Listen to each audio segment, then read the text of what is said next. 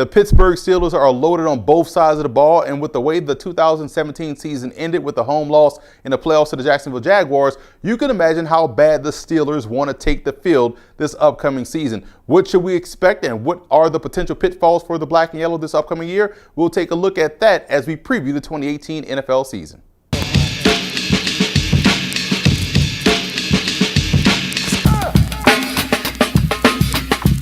Let's take a look at some of the key storylines heading into the season as we go into our 4-minute offense. Well, now that we know that the Steelers and star tailback Le'Veon Bell couldn't come to an agreement on a long-term deal, does that make this the last season for the all-everything tailback in Pittsburgh? It's a real possibility, and it will be a shame because of how he is key to what they do on offense, but I definitely understand from his point of view, it's a business, and when you have the leverage to get what you're rightfully worth, you go for it. Let's just hope that they can revisit this at the end of the season and they can get a deal done, and Bell is a part of this organization for the rest of his career.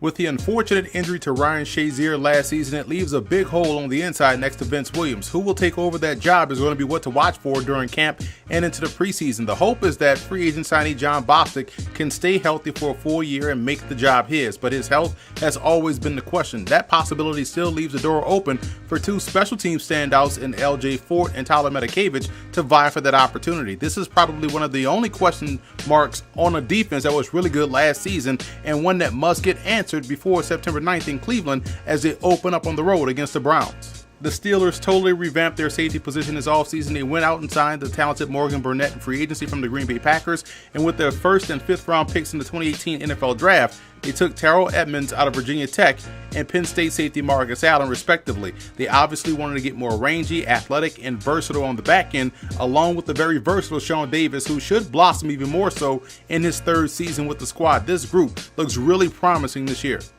Pittsburgh will have a new offensive coordinator this year as they're promoting quarterback coach Randy Fichtner to the position. This makes a ton of sense from a familiarity standpoint with the personnel, and not so much to change from what we saw the Steelers do from a schematic perspective. I would expect, though, that quarterback Ben Roethlisberger will have more influence on what he does or doesn't prefer to be within his offense.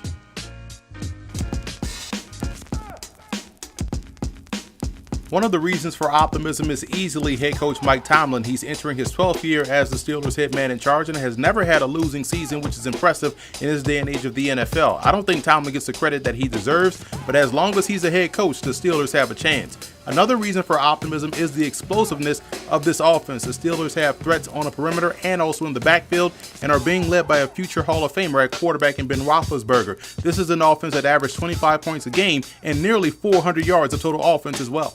And that number could increase with some of the rookie talent that they've added on the roster on this side of the ball, and wide receiver James Washington and H-back Jalen Samuels. Washington reminds me a lot of Chris Chambers and was the best deep threat in the draft in my opinion. He's essentially an upgrade over the vacated Martavis Bryant. And Samuels gives them a Swiss Army knife player that can serve many roles within his offense. And also keep an eye on undrafted rookie free agent Quadri Henderson out of Pitt, who's able to play receiver and tailback if need be, giving the Steelers their own version of a web back, just like the Cowboys' Tavon Austin.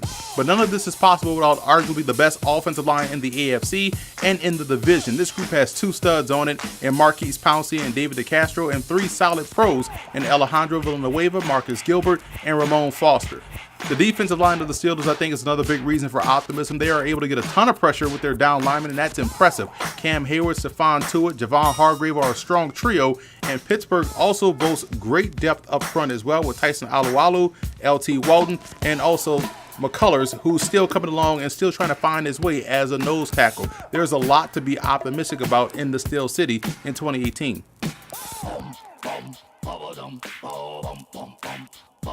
Maybe the only cause for concern for the Pittsburgh Steelers would be if they can't settle in on a productive player opposite of Vince Williams at inside linebacker. Like I mentioned earlier, there are a lot of guys vying for that opportunity and need him to be super productive. And I'll toss out another wild card candidate and rookie safety, Marcus Allen, who could find himself utilized in more of a linebacker safety type of a role. Now, here are some quick takes for the Steelers as they head into training camp. I think rookie James Washington and cornerback Cameron Sutton will have breakout seasons. Washington's polish and ability at all levels of the field will be exciting to watch play out this season, and Sutton started to play well late last year after returning from injury and should break out this upcoming season. Some training camp surprises will be Jalen Samuel and undrafted rookie free agent Ola Adeyemi from Toledo. We talked about the many ways Samuels can and will be utilized for this offense, and he'll definitely turn some heads in camp with his play. The same can be said for edge rusher Adeyemi out of Toledo. Not to make the full comparison, but from a stylistic standpoint, he does a lot of the same things that James Harrison did at the position, and he's going to be the talk of camp and during preseason. Rookie impact players for the Steelers this year will be James Washington and safety Marcus Allen. I really think Allen will surprise some in where he's played and how productive he becomes this season.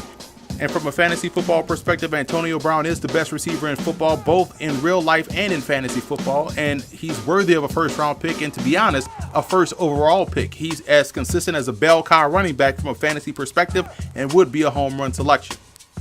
The road to the Super Bowl for the Pittsburgh Steelers goes as follows. If they can maintain a healthy offense, more in particular, a healthy Ben Roethlisberger, then this offense can push for 30 points a game easily, and there can't be a drop-off at the second level. And that's not just talking from an inside linebacker perspective, but they'll need guys like Bud Dupree and second-year player TJ Watt to elevate their level of play from a pass rushing perspective. And finally, the secondary has to be better than advertised. I think we got a taste of what they could be last year.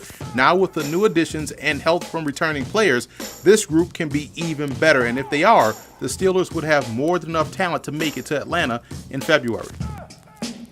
I have Pittsburgh finishing first in the AFC North. I thought this team was a Super Bowl squad last year and still feel the same way about this upcoming season. All things considered, they are deeper and more talented than last year. It's all about maintaining focus and health from here on out. This will be another strong team in the AFC in 2018.